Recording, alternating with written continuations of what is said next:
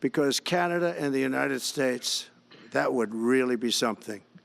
You get rid of that artificially drawn line, and you take a look at what that looks like, and it would also be much better for national security. Don't forget, we basically protect Canada.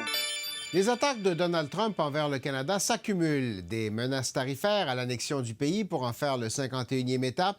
Derrière la blague, le président désigné tente-t-il plutôt de tester les reins du gouvernement canadien? J'en parle avec Sonia Dridi. Elle est correspondante à Washington pour France 24 et la RTBF. Je la retrouve dans la capitale américaine. Merci d'être avec nous, Mme Dridi.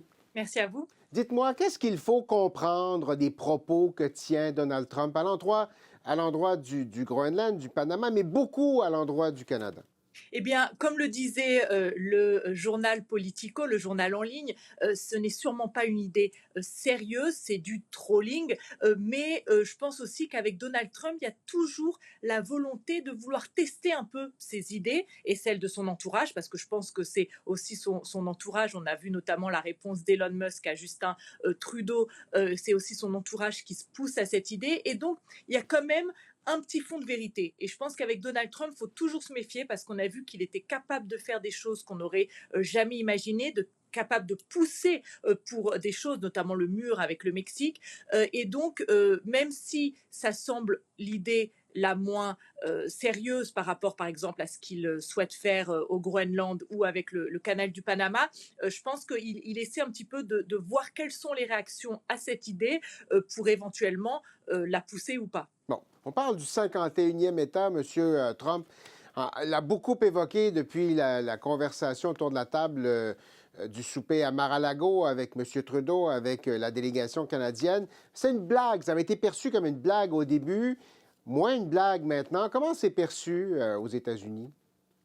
Oui, une blague et puis surtout une provocation. On sent que Donald Trump avait pris un malin plaisir à provoquer Justin Trudeau lorsqu'il était venu le voir à Mar-a-Lago en espérant obtenir une meilleure solution pour les tarifs, pour les taxes.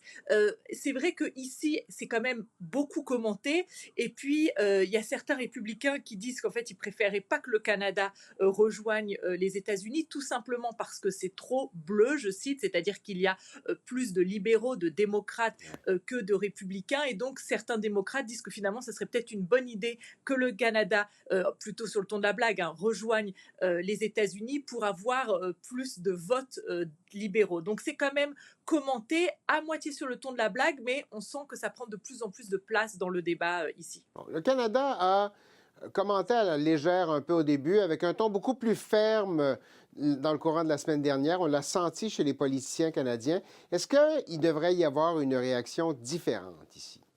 Non, je pense que avec Donald Trump, comme il teste, encore une fois, je pense un peu ses idées, de voir du pushback, c'est-à-dire que des politiciens canadiens lui répondent de façon ferme. Je pense que c'est important parce qu'aussi, il aime bien provoquer et il a besoin, en fait, finalement, face à lui, de gens forts. Ils le disent d'ailleurs souvent, on voit que Donald Trump a une admiration pour les leaders forts, voire les dictateurs. Et c'est vrai que je pense que si on veut passer à autre chose, il faut lui répondre fortement pour lui dire que ce n'est absolument pas possible et voir que c'est une idée ridicule. Et je pense que Donald Trump, finalement, il aime bien se mesurer un petit peu aux autres. Et si on voit s'il voit que face à lui, il y a des gens au Canada qui lui répondent fortement, qui n'ont pas peur, entre guillemets, de lui, je pense que ça aura plutôt tendance à le calmer, à le faire se focaliser sur d'autres sujets comme le Groenland ou le canal du Panama. Bon, on va surveiller attentivement au cours des prochains jours si ça revient, cette blague. Sonia Dridi à Washington, merci infiniment. Merci à vous.